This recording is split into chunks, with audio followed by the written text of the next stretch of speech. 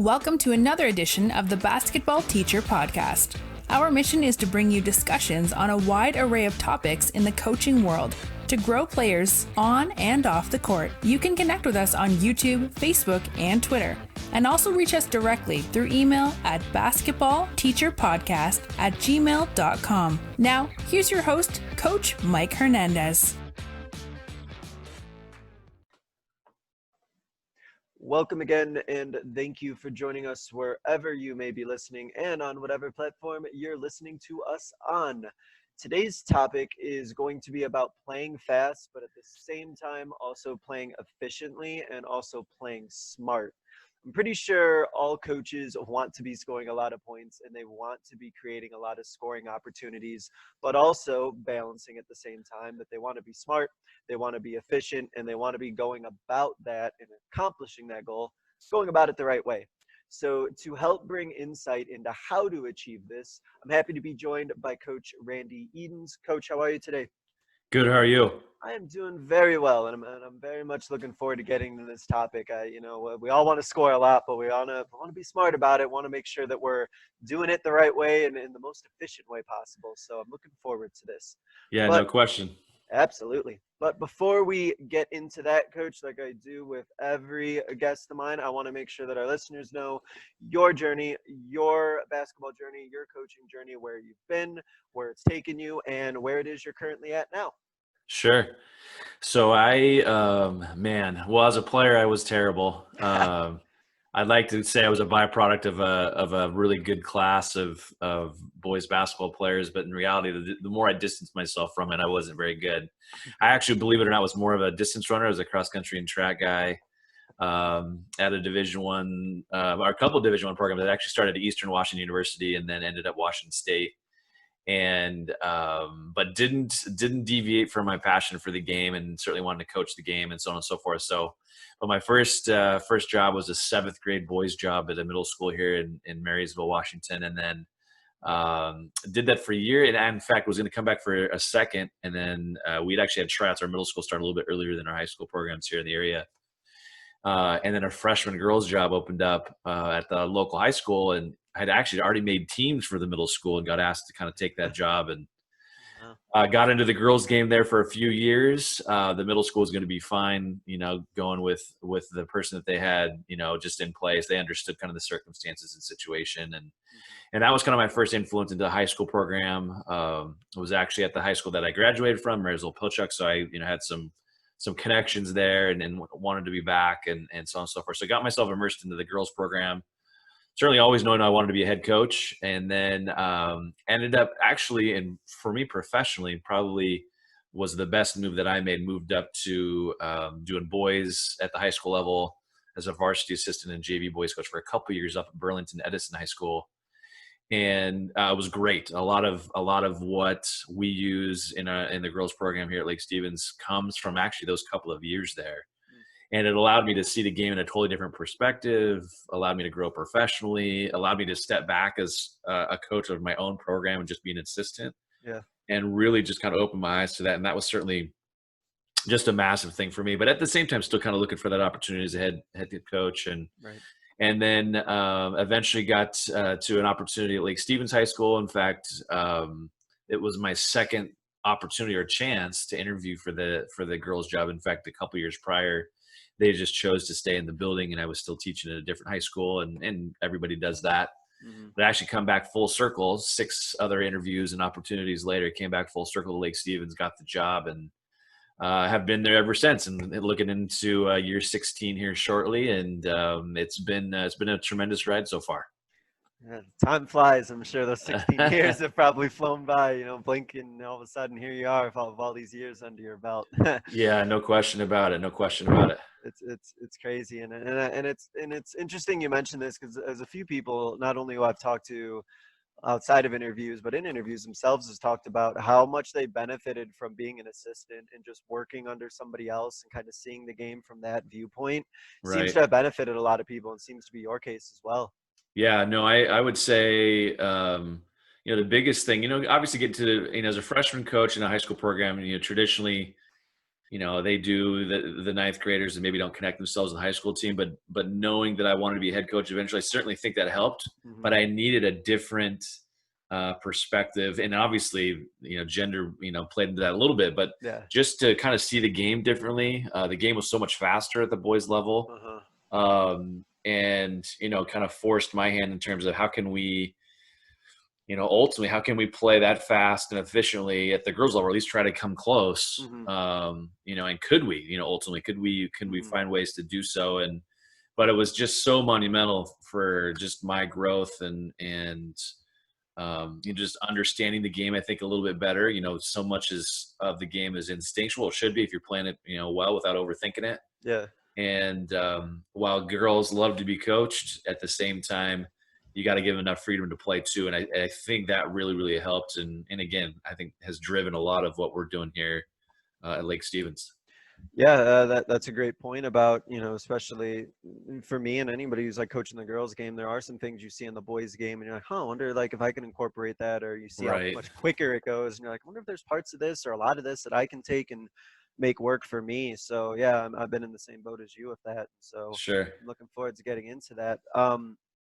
One of the things that you and I had a conversation about before this interview is you talked to me, and you're on year 16 now in this particular program, and you talked about how your mindset now is that less is more. But at the same time, you also said that you don't want to be the coach who is outworked.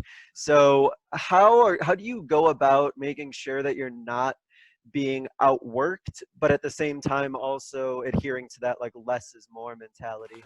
Right. That's a good question. I think early on, when you get that first opportunity, as a head coach, it's kind of like one of those, to some degree, finally, and at the same time, you want to make the most of the opportunity that's in front of you. I think a lot of us, have ventures of maybe wanting to pursue and go to the game as far as you possibly can, but you can't do that unless you take care of what's in front of you, at least initially. And so I think a lot of it was driven from, I'd gotten essentially denied 6 times, and the 7th time I finally got an opportunity. So I wanted to make sure I maximized the chance that was there and see kind of where this took me. And ultimately, I just kind of felt like if I'm working as hard as I possibly can to help my young ladies be successful and put them in those positions of success, we're going to have success.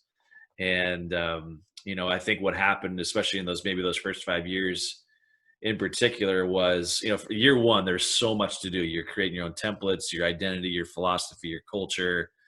You're having to adjust if it's functional, is it not functional? There's so much fluidity to, kind of what you're shaping, developing as a program. And then, you got to pick and pull and weed out what's, excessive and what, is functional. And then also making sure you have a little bit of a balance in your own lives. At home for myself, we had just had a brand new baby, and we were living quite a ways away. And there were some nights after games where I'm wondering how I got home, just kind of doing the old head bob because you're trying to stay awake. And again, those are kind of those cues that, man, am I taking on too much? And then at the same time, am I giving my young ladies too much and piling on, whereas maybe they're kind of frozen to a point where they're overthinking too much instead of just playing the game. And I was fortunate in a situation where when I took over, I was allowed to make those mistakes as a young head coach because we had a decent amount of talent and we were going to win games. And so my priority became, okay. And at the time I was teaching off campus.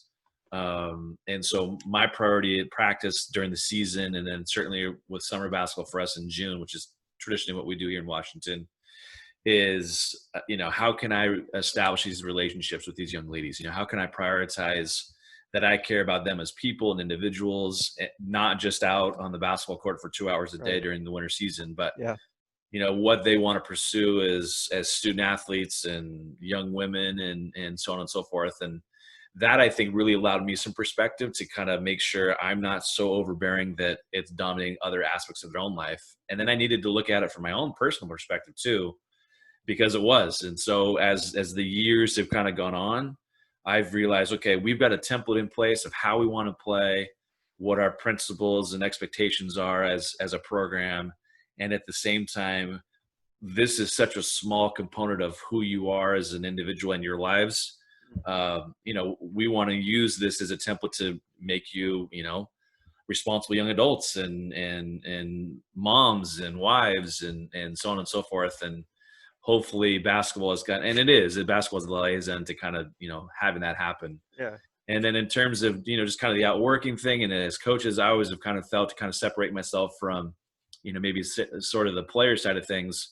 I just want to know that there hasn't been a stone that's been left unturned for us to win that particular night. And whether it's making sure we have a tremendous amount of film, whether we're making sure we, have an appropriate film study, or the scouting report is appropriate, all those things, there's a balance. And I think that's something that as the years have gone on, we've gotten better at, in terms of, okay, hey, I give a single page scouting report before each opponent. And that's after how many pages of notes of my own. I got to make sure I give them what's necessary. And then, outside of that, probably nothing else. And then film. Early on, we were watching film, full games, and you'd maybe get through a quarter and a half. Whereas now we clip things and make sure, okay, hey, here's their based on a bounce plays. Here's their that take them maybe 5 minutes to go through and kind of see, and we'll go through them in practice. And so we're being way more efficient with those kind of things. And that just comes with experience and time. And at the same time, maximizing their development as not only basketball players, but as people as well. And that just, that's one of those things that you figure that out as you go. If you've got that in place in year one as a head coach, then you're way ahead of the game for sure. Yeah, definitely way ahead of where I was. That's for sure.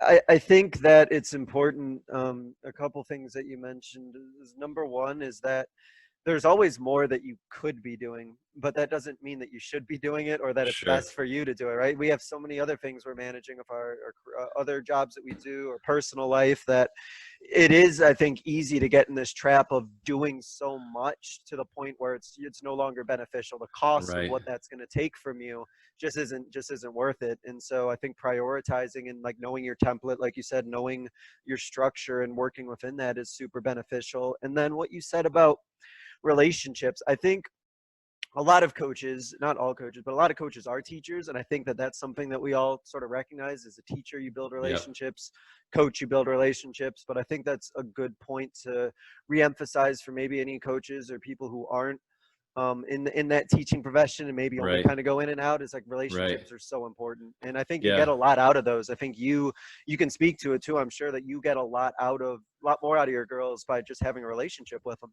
Yeah, there's no question. In fact, the couple of assistants I have, volunteer assistants I have on my staff, they actually were the former head coach and JV coach for Lake Stevens for over 25 years. Oh, wow.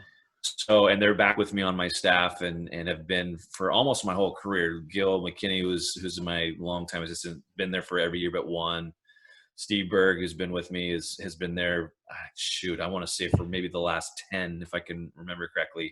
But again, before that, Coach Berg was the head coach for 28 years, and Gil was his assistant forever. So we call them the godfathers in our program, because they're the godfathers of Lake Stevens girls basketball. I almost feel like a responsibility as the head coach now to make sure that they've put it at a standard of excellence and success that we're at the minimum going to represent in that fashion on and off the floor. And then hopefully, on the floor, we can exceed it and achieve it and what have you. And so, but their biggest thing, and the reason why they volunteer, is the relationship side of things. Again, they're not teaching anymore. They're retired, but their investment in our program is the relationships. They look forward to every single day for those 2.5 hours of practice, getting to know those young ladies in our varsity and JV programs, and interacting with them, not just on a basketball level, but a personal level. And for them, it's just a meaningful thing. And then of course the girls are going to get the same thing out of that. And so that atmosphere that we've created here as a staff that's had some continuity for quite a while now, and understanding the significance of, here we are in this COVID, catastrophe, if you will, that, basketball in the overall scheme of things in life is pretty minuscule. And ultimately you got to value a lot more things than just things that we enjoy.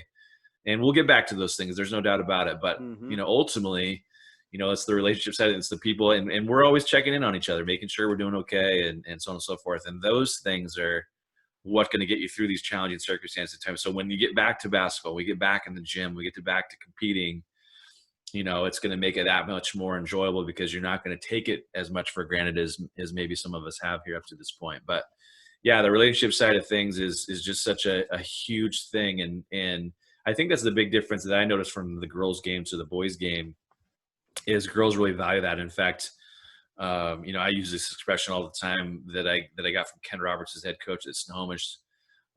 Girls, don't care how much you know, more so than how much you care. Yeah. And if you care more about them as people, they're going to do anything for you. They're going to go above and beyond what you probably even had in terms of expectations for them.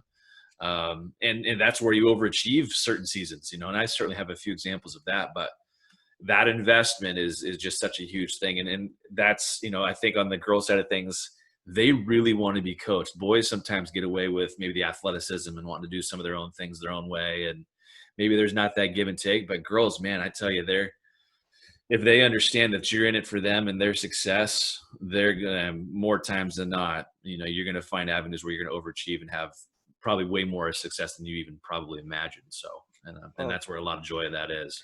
Absolutely. No, I completely agree. As a girls coach myself, this upcoming year will be my third year with this particular group of girls, and just the bond that they have with each other and the bond that I have with them. Like it's almost like you can feel it. Like you can feel that relationship and camaraderie, and it'll lead to an environment, like you said, where you might win some games that you wouldn't have otherwise or overachieved. Sure. Absolutely. And then another thing that you said that's so important, I'm glad that you mentioned it too, about being more efficient as a coach, is use your assistants. Have good assistants if you can. Not always easy, but if you have like great assistants, which it sounds like you do, man, they could probably take a lot of the load off of your shoulders at times. Well, and I would say too, one of the things you make is mistakes that you make as a young coach is you feel like you have to have your hands in everything.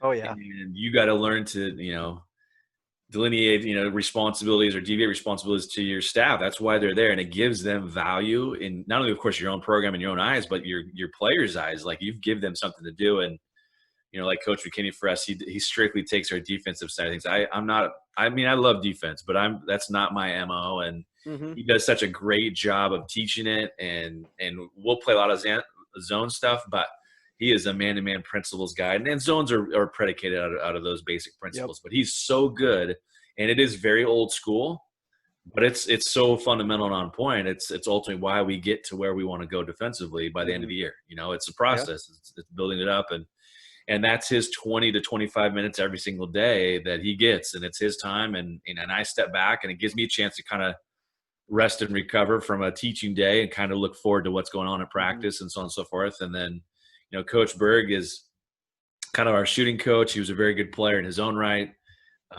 Does a lot of shooting things and teaching the game on that side of things. And so we've just had a lot of different angles and input. And again, that less is more.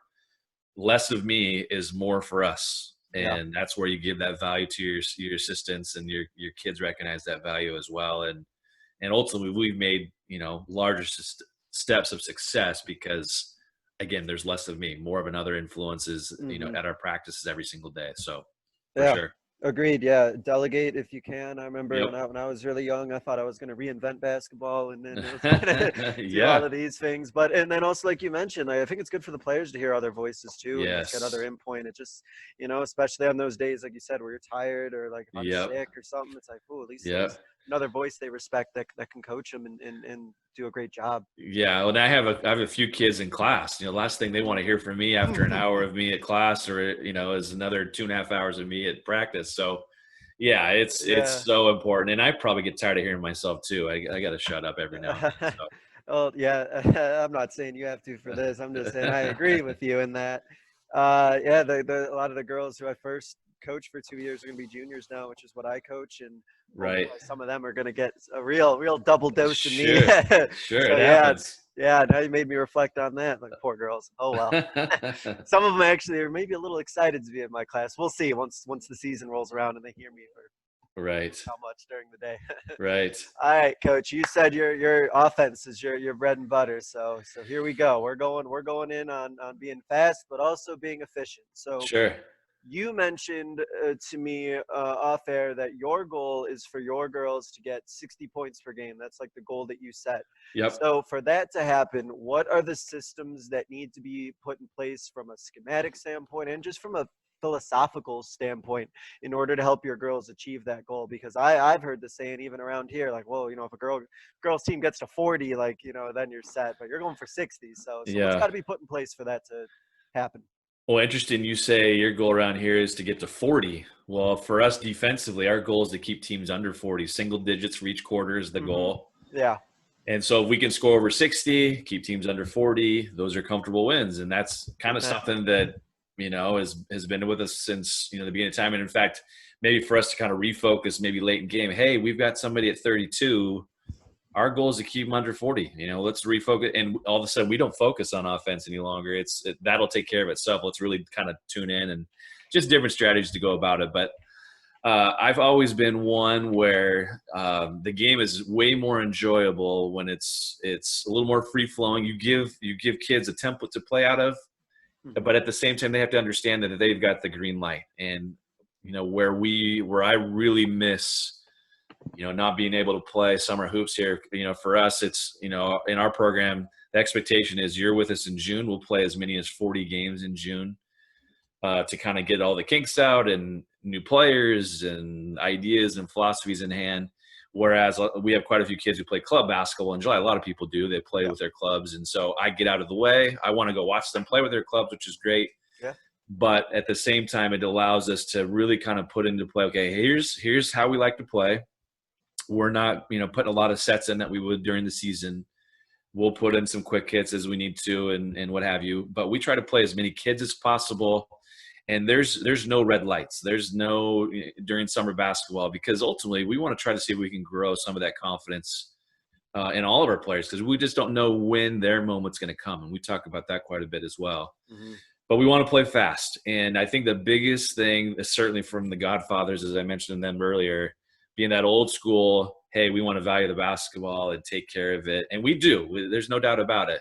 Mm-hmm. But you have to be okay with turning it over a little bit and understanding that, okay, hey, we're trying to play fast. Some of the byproduct of playing fast is you might turn it over a little more than you're comfortable with. Now, our traditional goal is to try to keep, turnovers, roughly 15 or less.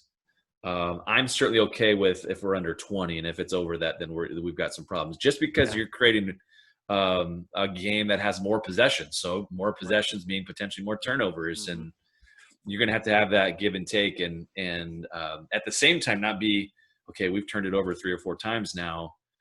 Are we backing off the pace? We can't. We got to be okay with, okay, hey, why did we create that turn or make that turnover? What was the issue at hand? But, our biggest thing is team scores. We want to get the ball out and in while they're celebrating, while they feel like, okay, hey, we scored. There's that casual jog back from the defense. In fact, we kind of tend to feel like, here's a greater opportunity for us to score is off a made basket from the other team. Now, again, not that we want to give up made baskets, but it feels like we score more times than not in that kind of scenario. Whereas if a team misses, they're already kind of back in transition. There's that sense of, okay, we've got to get back, not give up an easy hoop.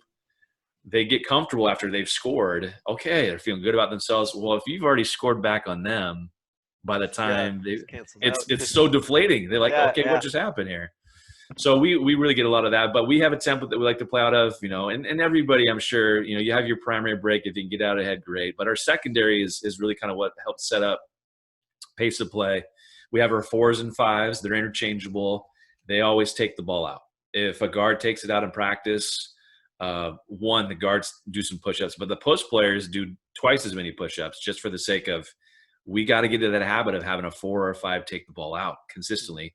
The biggest reason is because we want our wings wide. We want options on both sides of the floor. If we have a guard taking it out, that means we've only got one side of the floor we can throw it to, because we don't want our post players touching it 45 feet from the basket, if you will. So post taking it out, 4s and 5s are interchangeable. Our 2s and 3s are interchangeable. And if we have, like right now in our program, we have 3 guards that really all could bring it up. I guess all 3 of those spots could be interchangeable. But But we want it in. We want one leg, taking it out, one leg up. I mean, that's how fast taking it out of the net, and traditionally going to the right side. But our point guards are have a banana cut that we always want them to do. That's not a go back, stop, go. That would makes us that half a second, faster. It helps, just the little things, and we'll actually practice those things to get us going. Wings are wide to the sideline. The best that are the skinniest that will allow us to the volleyball line on our courts. If they're inside the volleyball line, that doesn't work for us because everybody can guard the middle. Yeah. So spacing is really important, and it's a sprint up the side. So we want the ball in. Our point guards get no more than 2 dribbles before we want the ball up, preferably 1. And if we can get away with 0, great. So then that way, that pressure is on. I mean, it's instant. And if our wings get it and they're ahead of everybody because they've ran the floor how we would like, then go get a layup. Go get free throws. Go get both. Yeah. That's a win-win if you can. Yeah. So, and so that's always option number 1. Is to get it ahead. Our lead post players, so the post player that didn't throw it out, is what we call our rim runner. So they run to the rim and they'll post up ball side box, whichever way that first pass went. So they have to have their head on a little bit on a swivel. Mm-hmm. So where'd that first pass go? They'll rim run and then post up heavy on the box. And, so our first option is, can our wings get to the rim? Great. If not, okay, we're looking inside to throw it into the post and get them a quick, easy touch. And we tell our post players on our court at Lake Stevens, there's like a gray line that goes right down the center from basket to basket. Okay. We tell our post players we want to have to repaint that line. We want them to wear that line out if at all possible, just because that's where they need to be. And we also we've had guards that have thrown it in the past. Corinne Burke is a classic example. She graduated from Lake Stevens in 2011. Her ability just to get the ball in and throw it ahead, just knowing where her kids or her teammates are going to be, she would throw it off of no dribbles and it would get to our players. That made us that much faster. Her sense was so good. But her ability to throw that kind of pass, and she could go a point to post pass where it wouldn't have to go to the wings. That's always an option. Just depends on your personnel, ultimately. Just get it in there, yeah. Just get it in. And so, so rim run. And then for us, we flow right into a European ball screen offense. It has some continuity to it. Again, is maybe a little bit more of a structured template, but it's kind of our base system of what we do. Mm-hmm. And so our secondary break leads right into that. There's no play calls for us, which would slow us down. There's no stop start from us, which would slow us down. Again, we're trying to create possessions as needed. So anything in that live ball format, again, it's go. It's we want to really force our hand. And again, less is more. It's less of me calling plays and putting things into. You guys go play, and if again what we do and what we like to do and how we like to play, then great. Yeah. So, but we look inside. Our point guards, once they throw that first pass, again to kind of get us into our continuity, they're supposed to go to the opposite corner. So they'll clear out space. The trail post player that threw it in gets to the top of the arc, and so then that way there's clear. So it ends up being a little 4-round-1. We look inside. Mm-hmm. If it's not there, the ball gets reversed to the top of the arc, and we'll look high-low for our post-to-post pass. And then if we don't have anything there, we kind of go for like a 2 count because everyone gets to be in the lane for 2 seconds. Yeah. Then we take it to the other side of the floor. Our other wing that didn't get the ball in that first pass cuts through to the opposite corner now. And now the ball is going to go back to our point guard and we're in our flow. And so, and it allows us to get more possessions. It gets us to more sides of the floor with our continuity. It gets the ball, and at least the last few years, into our best players' hands multiple times in the possession, which is what we all want, our best players to handle it. Yep. And in this case, and especially with girls basketball, I believe it's more than boys basketball. We really try to promote equal opportunity as much as possible. If we really need to dig into sets and what have you, half court kind of stuff, then yeah, we'll be deliberate about who we're trying to run things for. But especially during the summer and trying to get them to play and find that comfort zone in what we do, we're all going to be way better as coach and as teams if there's balanced scoring. We talk about that. We want that all the time. I mean, who are you going to take away if you've got 5 kids that are averaging 6 to 10 points per? No one. Everyone can do it. So, and in fact, one of the teams, as we kind of talked about, in terms of overachieving, I can think of the 2010 group where we made a state tournament, won a district. We started the season 1-4, and then rattled off 15 in a row. I think won a district title and probably really overachieved. But the reality was we had players that felt like, in fact, in the district title game, because, and I'm going to equate this back to our summer hoops the previous summer, it was equal opportunity. That was a night where our fifth option had like 10 points, and just, we didn't discourage it. It was in our template of what we do. And so you never know. And that's why I want to make sure that, especially, and girls are feeling good about themselves coming out of the summer. They've all had a chance to develop. It's in our template of stuff. And then as coaches, ultimately we've had enough, as I mentioned earlier, 40 plus games or whatever that we try to get in a month.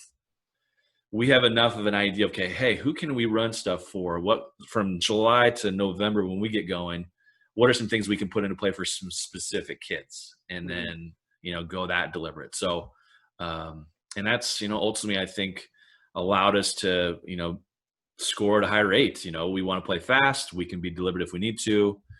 And then, try to take advantage of all those situations where you feel like, you've got those opportunities. But that's the idea. The little things, taking it in quickly, no more than 2 dribbles from our point guard to get it up the floor. If our wings are ahead, attack it right away if you can. We equate fouls and free throws as great scoring opportunities too. That's a plus. Otherwise, it goes right into our flow. There's no stop and start and play call from my end.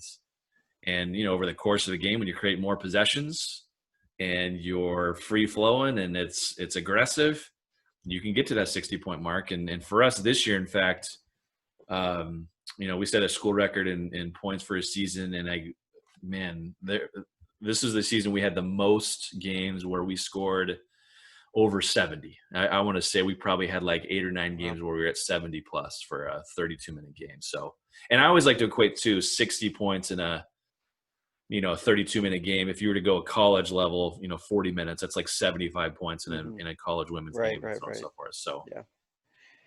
So you talked a little bit about the idea of balanced scoring and that there's not any red lights. Obviously there's only one ball. And so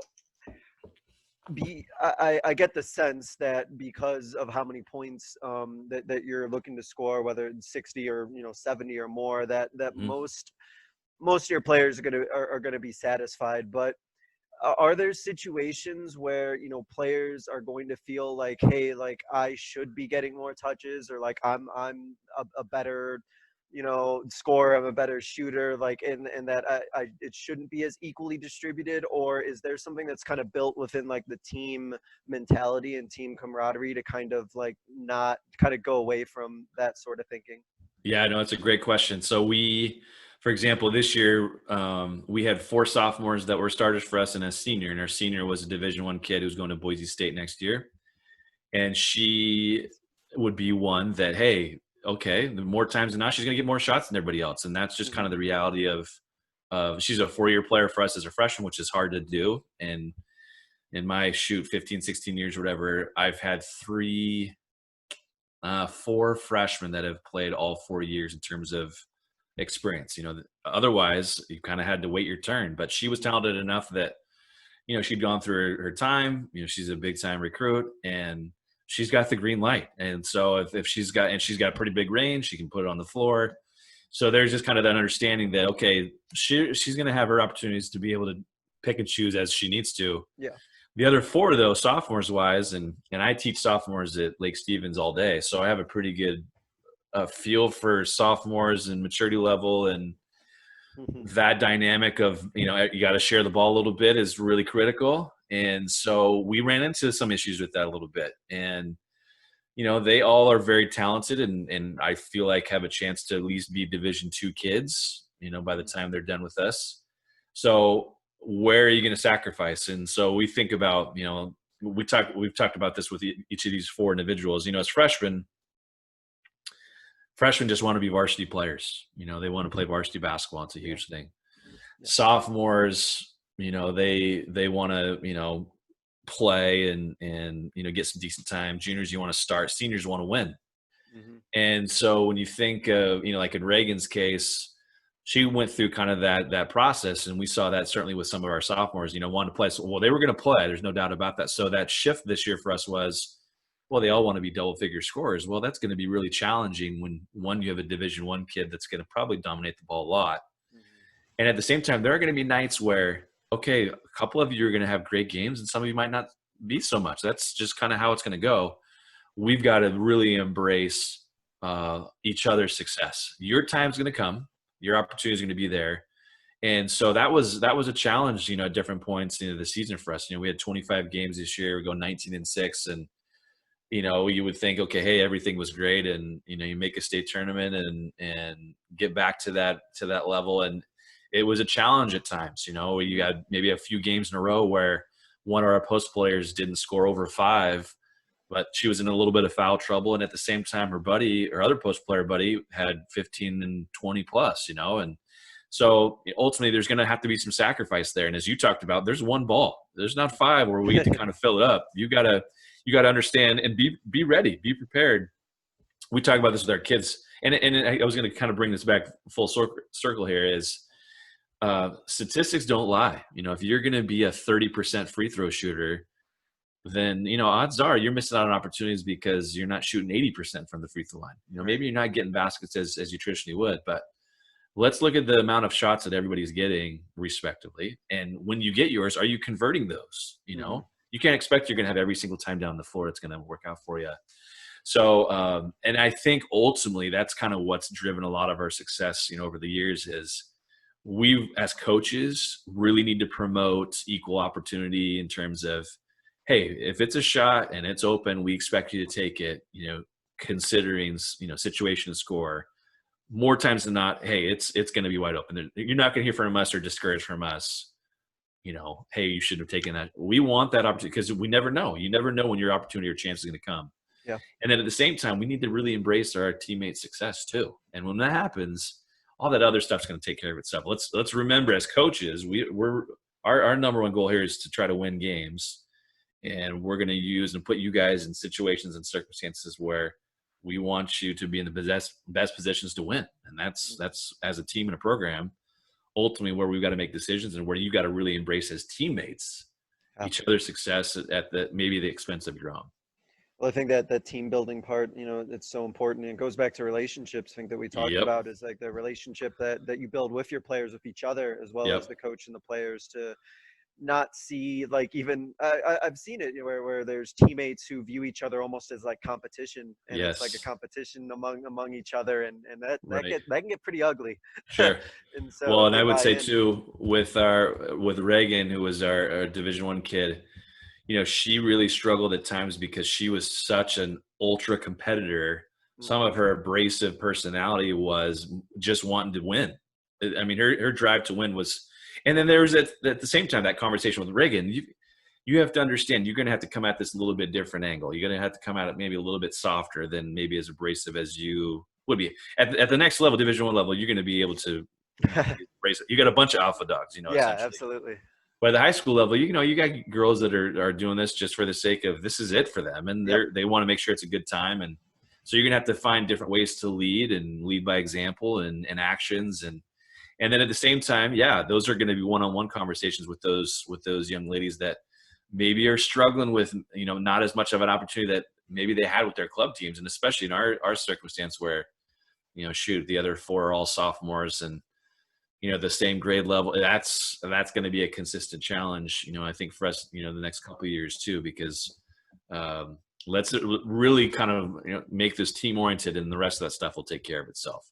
Yeah. I couldn't agree more. If you can make it team oriented and celebrate each other's success and be happy with what they're doing with each other as teammates and just being positive and having that relationship, hopefully, like you said, hopefully the other stuff will just solve itself. And, like you mentioned, like your time will come and your opportunities will come. Just keep playing the right way. Yeah. And I think what we've seen in the past, and I've tried to relate this to them too, is, we've had other pro teams, in my career here that we've had to go through the same thing. And ultimately, once that reality of, okay, hey, we're all trying to win, on a night-to-night basis and be as successful as we possibly can. And those teams and programs that have made it to state tournaments and what have you, realize that had to be at the top. And then again, all those other things will take care of themselves. And you'll get to where you want to go and so on and so forth. Again, and I take that more as we're not just relying on 1 or 2 people to get to where we want to go. We need everybody in some capacity. So if you're kind of muddled in your own feelings because you're not scoring or whatever, you better find other ways to be able to help us, because when that time comes for you to help us scoring wise, you better be prepared and ready. We're Yeah. not just relying on two people to do it. We need you. Right. Okay, hey, they're taking those two away. Those two are having tough nights. We need you other three to really fill the bill. Are you prepared? Or are you still sulking in the previous 2 or 3 games where you didn't score at all? Right. Yeah. Especially if you play as fast as you are, like opportunities, they're always Right. coming. So you have Yep. to be mentally ready on every play because, opportunities are just coming fast and furious Right. with your girls. Yeah. And I So, would say too, the scoring side of things, and you bring up a good angle there too, and kind of bring it back and tie it in together. We want to try to create more trips for more opportunities. There are some coaches that are very, disciplined and want to play a half court game and limit possessions. And that's, the Virginia approach, where they're so efficient and still score at a high rate.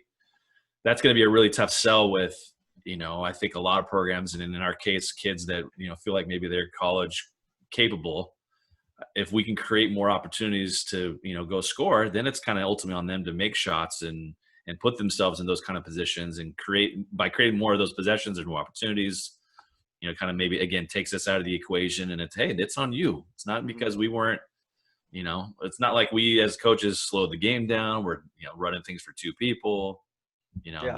it gives us outs as coaches ultimately, which is a good thing. Yeah, well, that kind of goes with that freedom, and if you're having that Yep. freedom and having those opportunities, well, you need to still make the most of it. And when you get Yep. that time, like here it is, like Yep. go for it. Yeah, Yep. makes a lot of sense. And I think, like you said, it kind of all ties that back together. Relationships, getting the opportunities, and then, like you said, if needed, you might need to have that one-on-one conversation, and might need Sure. to pull a girl aside, and just talk things out. And if you have that relationship already built, it's a much easier conversation to have. Yeah. Sure. And I would say too, it's a much more enjoyable game to watch. We all see the Golden State Warriors and teams that scored at a high rate. Initially when I took the head job, like Stevens, I was really immersed into the Grinnell system, where you're subbing out and platooning in groups of 5 every 90 seconds. And I'm such a big, and of course it promotes, more kids in your program. Traditionally 16 or 17 kids because you're platooning, that fast of a rate. But I came back to, as a new head coach, I felt like I had a pretty talented group. I felt like something that extreme, if it didn't work, man, that would be a short tenure for myself. Yeah. So I needed to find something that I still wanted to play fast, provide a little bit of structure, make it enjoyable. And I feel like, as for girls basketball, those that come and watch us play or see the girls game, it's actually an enjoyable game to come watch. There's such a misperception about watching girls hoops, and I think we've really helped encourage that. We draw pretty well at Lake Stevens and have a pretty good following, but ultimately it's because I think we've made it, and I like to think we've made it enjoyable to come see. It's not just a really big struggle to watch. We have kids that walk like, wow, your girls really can play the game, and score it, and parents appreciate it, and so on and so forth. And you put all those things that are in play, and for a lot of girls teams that maybe struggle to score, you can have an off night and still, if you're creating a ton of possessions, you're still more times than not going to put yourself in situations to win compared to maybe a limited possession type of game. So yeah, a lot of positive things I think that kind of feed into that. So yeah, there's a couple of great points that you mentioned that I didn't even consider. You mentioned about how, like we all see like the Golden State Warriors and that sort of thing. Well, so do our girls. Our girls see that too. And, that's the stuff that they're like, oh, wow, this is really cool. And this is really fun. And, if we can kind of bring some of that enthusiasm and that openness, and we find a way to incorporate in it, that they'll see it. They already know the benefits of it. That's right. kind of the stuff that they're watching. And then the other point that you mentioned too, about how you play in that way, and you tend to get more people to come, and that's kind of one of those other byproducts you get, is more people come. Yep. That's more exciting for your girls, and they're like happy to have a lot of people in the stands and things like that, and it's just all sort of builds. And I'm with you. Like I've been in some of those games where it's just grinding out, and it's a bit of a slog. It gets to be a bit of a slog sometimes, and I don't know who it's fun for at that point. Well, and I think for the sake of growing the girls game, something we talk about in our state quite a bit, we've got to get out of that. So many dated individuals kind of feel like the girls game is from the 50s, and if you can get a game that one of my my number one mentor in our league, Ken Roberts, I mentioned him earlier, from Snohomish High School.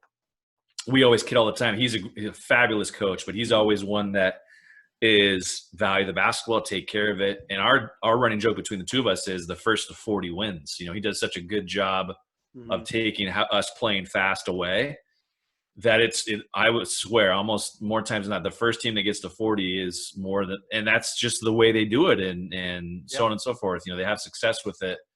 But when we think about advancing the girls game and and girls are playing so much more now. The skill level is so much better than what it used to be 10, 15 years ago. And I really feel like in the state of Washington, especially, we have so much talent that comes out of here right now that if you're not keeping up, with the trends of the game, for the sake of advancing our game, you're just going to put yourself behind. So it's but there's different ways to do it. There's no doubt. Great point. Well, one of the things you mentioned within your offense as you kind of get into it is your use of the European ball screen and using screens. And I am probably one of those coaches who've lamented it, and I'm sure I'm not the only one. There's plenty who talk about screening being kind of like a lost art and not being taught or performed effectively. So as a coach who relies heavily on using that sort of ball screen action, what's the process for teaching like an effective ball screen and making sure that the screens are being set the right way?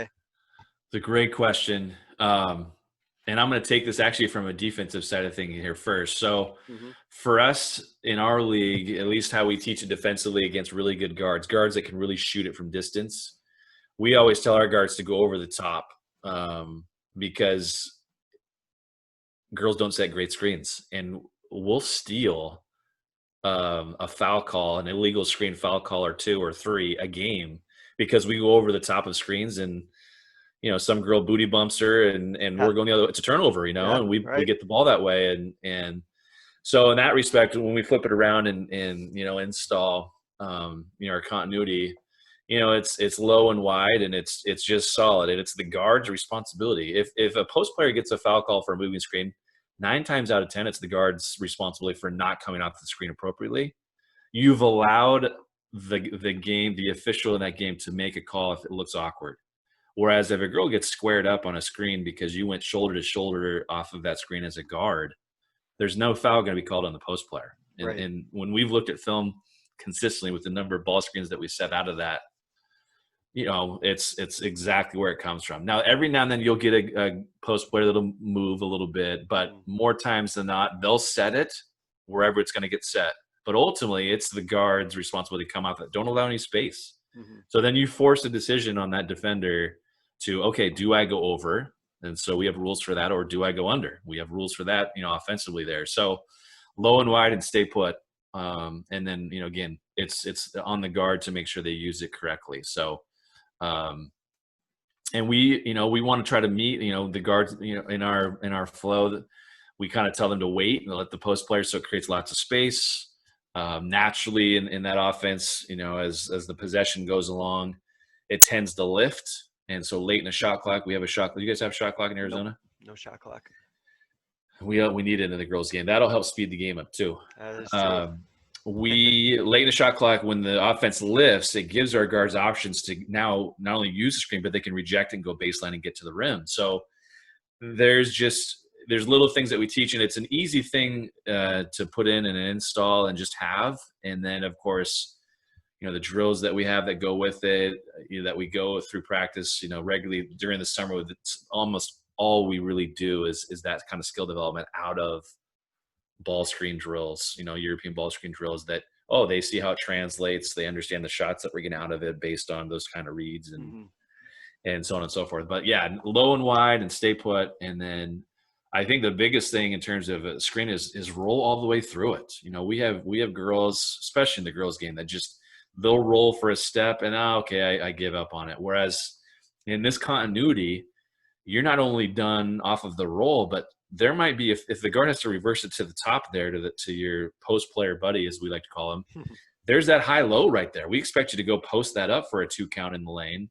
And then if you didn't get it, okay, shoot, didn't happen. We're going to go to the other side of the floor now. We're going to lift, and then we've got something in play. So now we've had post players in the past that can shoot it out there from 20. So, we give them sometimes the flexibility to pick and pop. Yep.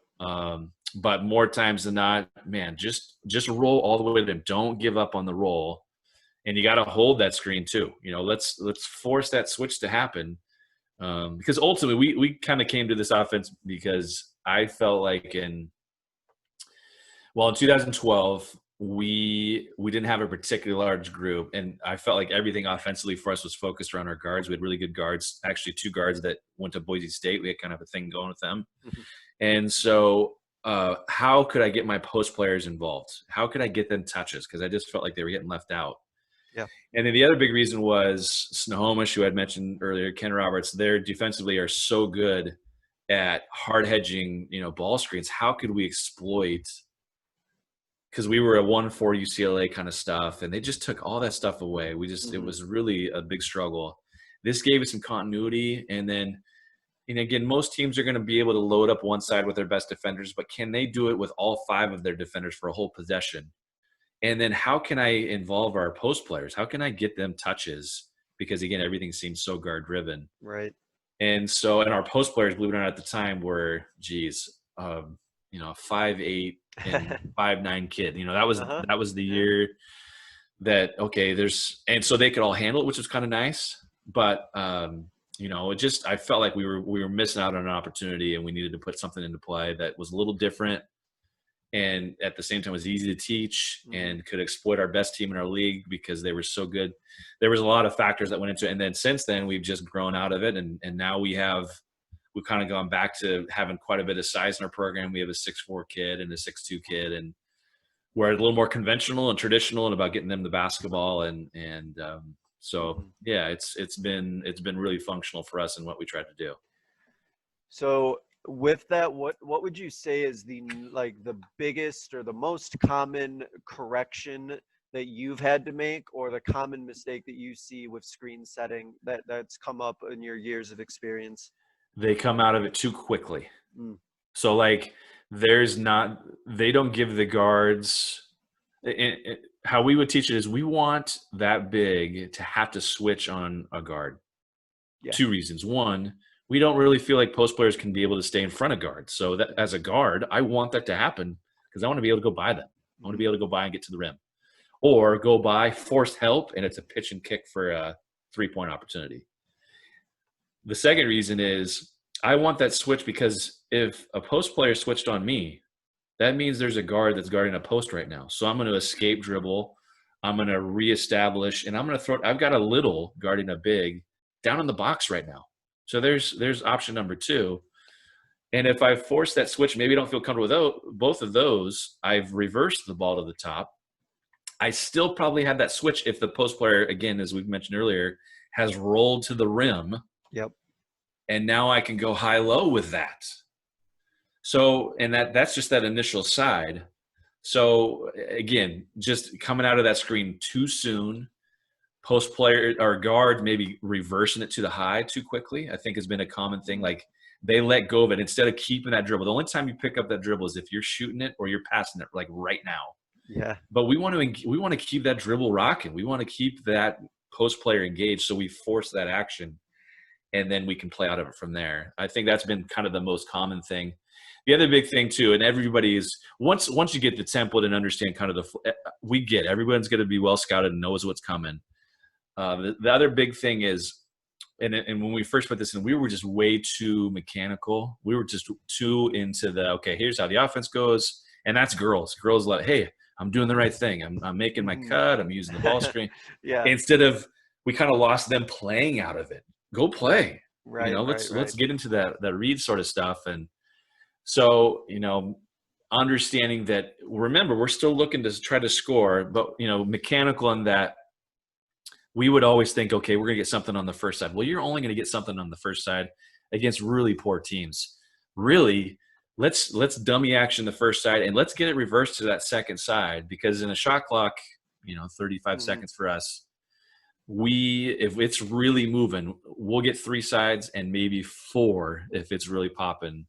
And that's it. So let's dummy action that first side. Let's get it reversed to that second side right away. And then that way defense is going to break down at some point, and then we've got options. Well, I love that you mentioned about the mechanical part. Yeah. It'll happen. It'll happen where you'll have and I'm primarily coach girls, so you know you see it where they kind of go through the motions and they go through the steps and like you said, like we're doing it correctly.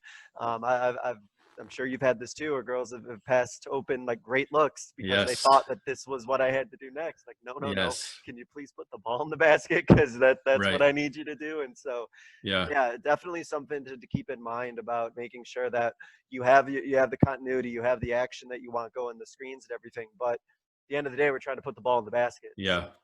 Well, yeah, I would say too, we do a lot of things, especially their guards, that will help set up things later. So, for example, even if on that first side, we get into it and we have a ton of different entries that get us into the flow, or again, maybe it's a live ball, we get to it.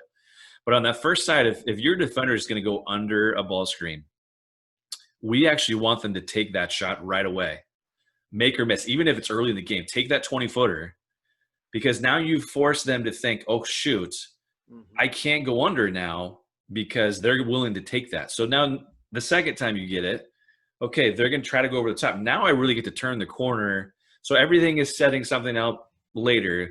Whereas, early in the game, they won't take that shot. Oh, coach, I thought you want us to move the ball. You're right. I do want you to move the ball. But you're setting actually stuff we want to do later up by taking that right now. If they go under, for us, that's whoever it is. If they go under a ball screen, you have to take that 20-footer. You've set up everything else that we want to do as the game progresses. If you don't take it, then they will consistently go under, and that's one less action they have to guard. And so those are a lot of things that we talk about and drill over the summer. They're easy things that you can go 2-on-2, 3-on-3 with that kind of stuff. And that's really one of the big reasons why we like it so much. And I used to just despise ball screen stuff. I really kind of felt like everything was so clogged, and again, you'd pick up cheap, silly, moving screen calls, but just there's enough of a template in place, which is, I think, important for girls. But at the same time, it allows them to play out of it too. And then when that light bulb goes on, with certain things, then again, it's that less is more. We're out of the equation and they're just playing. yeah. And that's how you want to play the game. Well, yeah, what you mentioned about how you want to make sure in this case with using the screens and everything that there's still something to follow, but Yes. it's still there's enough freedom in it where there's so much choices that get to be made, and Right. you're not thinking, like you said, we talked about being mechanical. You're not going through just the motions and having to overthink when opportunities are right in front of you, but you're too busy Right. thinking about it. And Yeah. I love it about take the shot. You kind of set. Sounds like you kind of set a tempo too, and you set like Yes. this is what's going to happen. So Yep. here's what we're doing. So Well, yeah. the funny thing too is when we teach this, like the last few years, I've taken a JV group up to we have a team camp up at Western Washington University in July, usually middle of July. And the last few years, I've taken a JV group up there. Yeah. And it's been a ton of fun. It's been great for me as a coach because, one, I really appreciate my varsity kids and their skill level. But two, it's really forced myself to really maybe simplify the game. Not only, of course, for this JV group of kids, but maybe how I teach it to my older kids, or my more skilled kids. Okay, how come these guys aren't getting it? But when we install this European ball screen offense with them and they're going through it for the first time, as we know, when you're install, it's a mess. It's just so the simplicity of, okay, hey, when this is a gong show right now, post players, go set a ball screen. The other post player for us, you should be at the top of the arc. So however and wherever you are, you can always get yourself into it. We don't need to start. Get yourself, just you're in it. You're there and where you need to be. And so again, there's more of that free flow, go play, instead of, hey, we're going to run down screens, or we're going to run stack to Euro, or we're going to run, push to Euro, and again, we have 5 or 6 different entries to get into it. But you don't really need that. Okay, hey, it's a mess right now. Post players, okay, what's my job? Okay, I go, if anything, go ball screen something, and we're gold. We're in it. Let's go. And so again, just so many different things out of it. And actually have done some advanced scouting for some WNBA teams and the last several years. Obviously, not this year so far, at least at this juncture, but for a lot of different teams in WNBA. And one of the things that I noticed working for these clubs, when you scout and you're, watching what teams run, the simplicity of the game is so predicated on just fundamental things. They're not running these elaborate play schemes, and it is basic.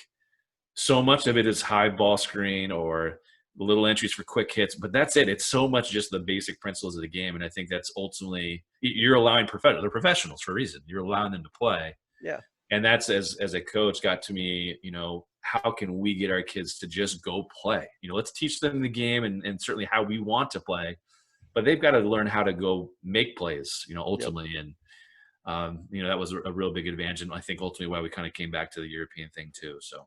And it kind of goes back to something we talked about earlier about not just overworking yourself and not trying to put in this super complex, like this action and this action, and you'll drive yourself crazy. Like you're going to go crazy doing that. Yeah. But you just and early as a head coach, that would have been certainly one of my number one mistakes.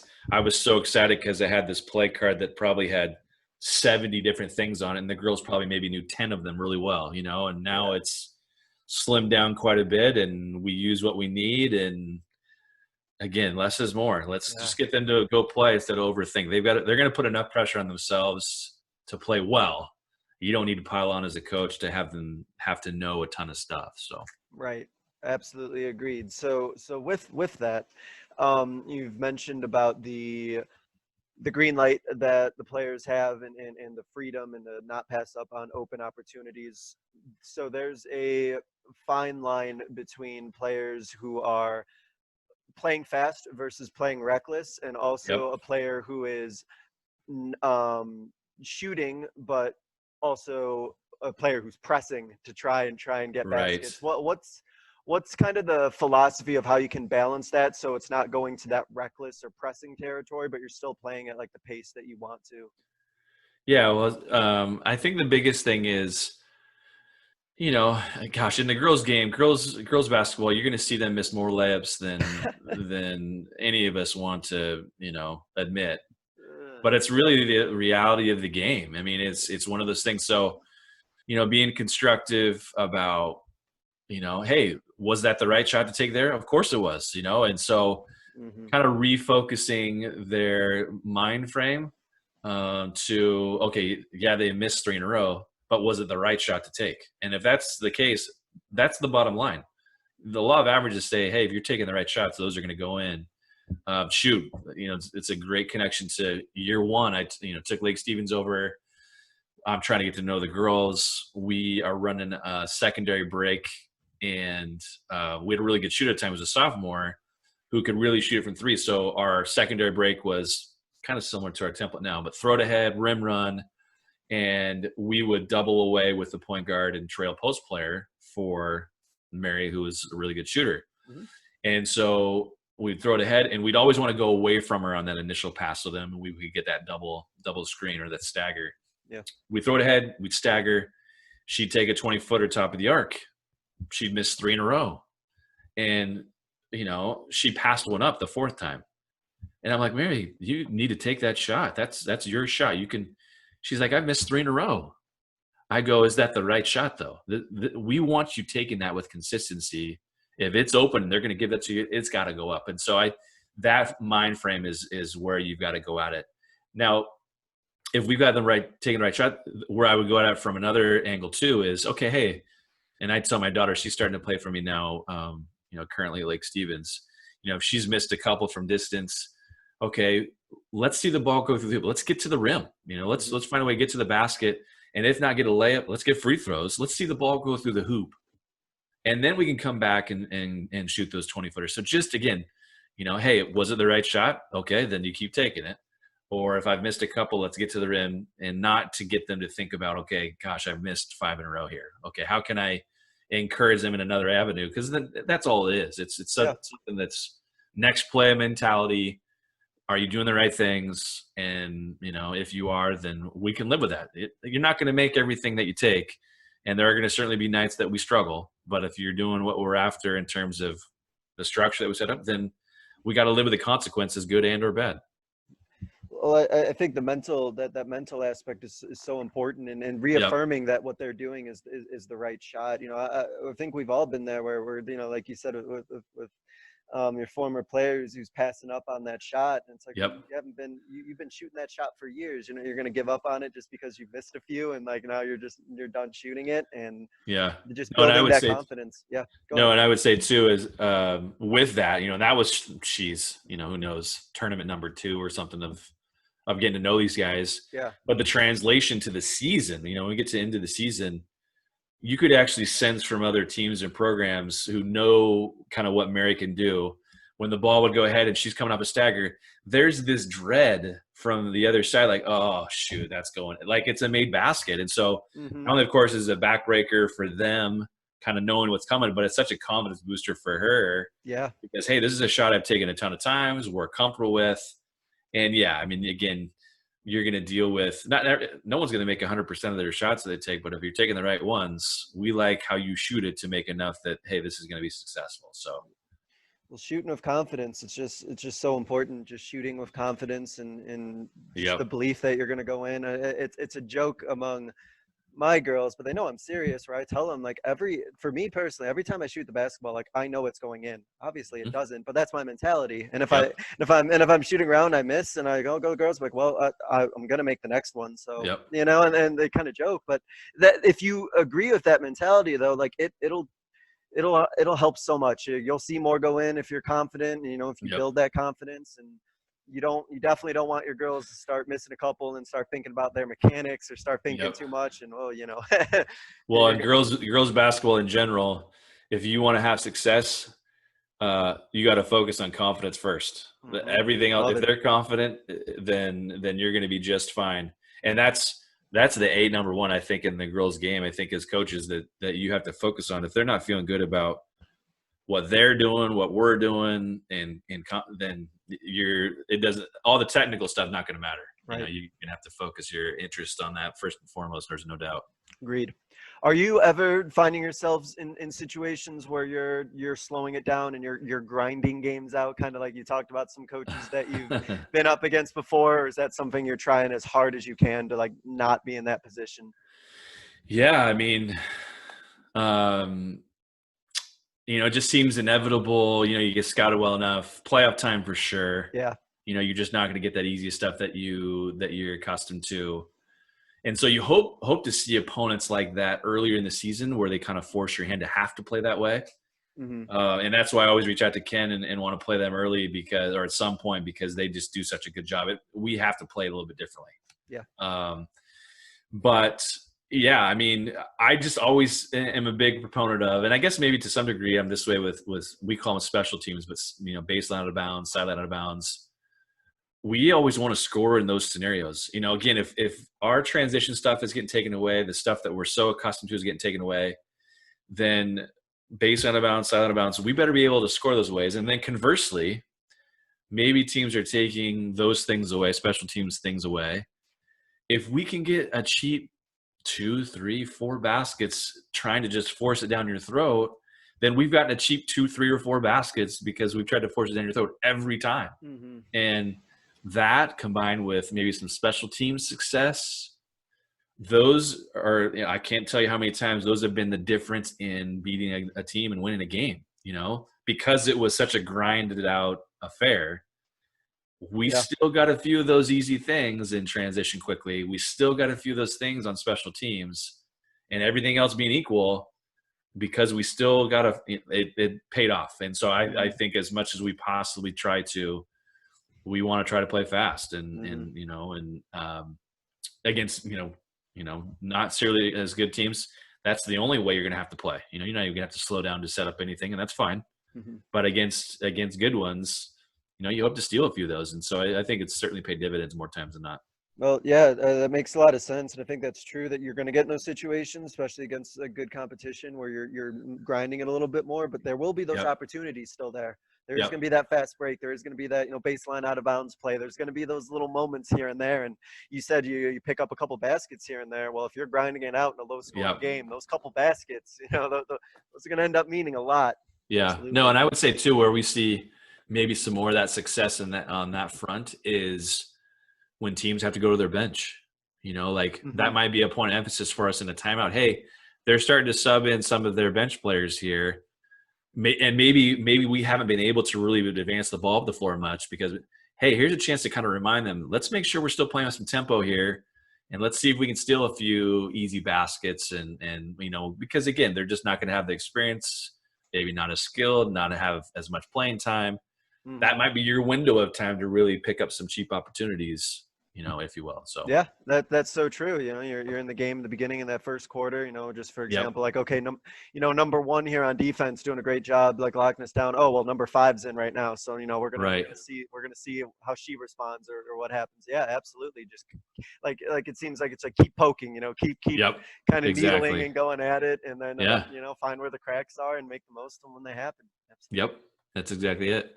So to wrap up here, what I want to do, and this is one of my favorite things to do, is talk about, Coach, what is a coaching moment of yours that you think that others listening can learn from? I know there's probably so many you can draw from. So what came to mind with that question? Man, that's a good one. Coaching moment. Well, I mean, I guess the biggest thing is, the problem, let's go with my favorite moment. So in 2011,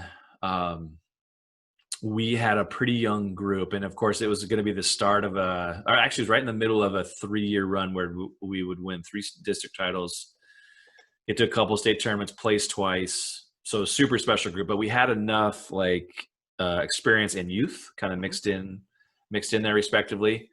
But we were so undersized. I think I mentioned this earlier, we had like a 5'8" and 5'9" post players at the time. Had no business playing in those particular spots.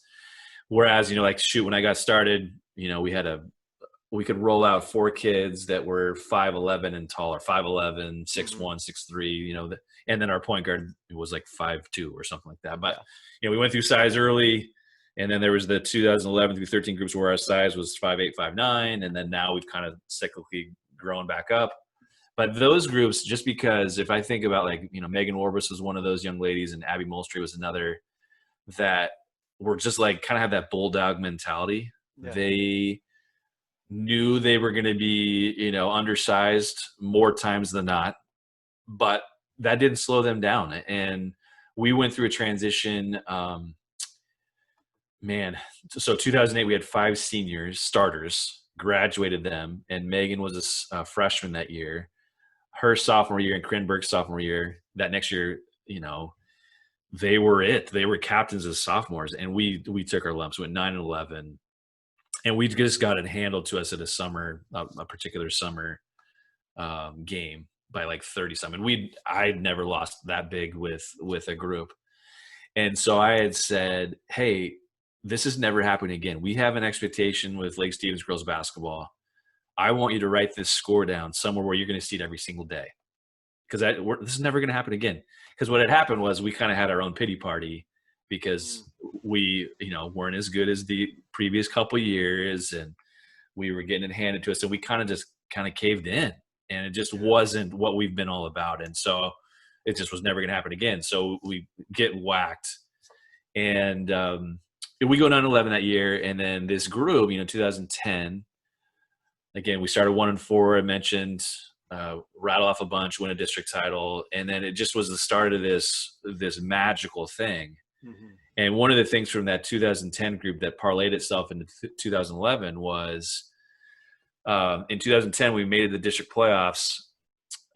We get to the final.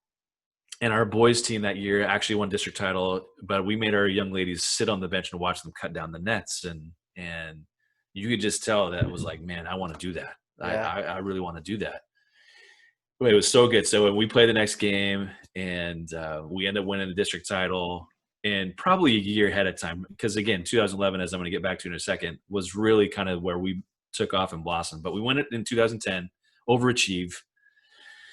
And on my way home from Jackson High School, which is where it was at, one of my players sent me a text message, and he said, Coach, I wanted to tell you, do you remember that game last summer, 2 summers ago, where you said, don't forget this score? And she actually sent me a text message with the score of that game, because she looked at it every single day to remind her this is never going to happen again. And I had long forgot about it. It was just one of those things in the heat of the moment. Yeah, I you just said, mhm. but it was like, oh my gosh, how amazing. And then of course it just parlayed itself into 2011 in that group. And that group is my best group in terms of we placed fourth, in 2011, and Megan and Abby just being undersized and kind of that bulldog mentality.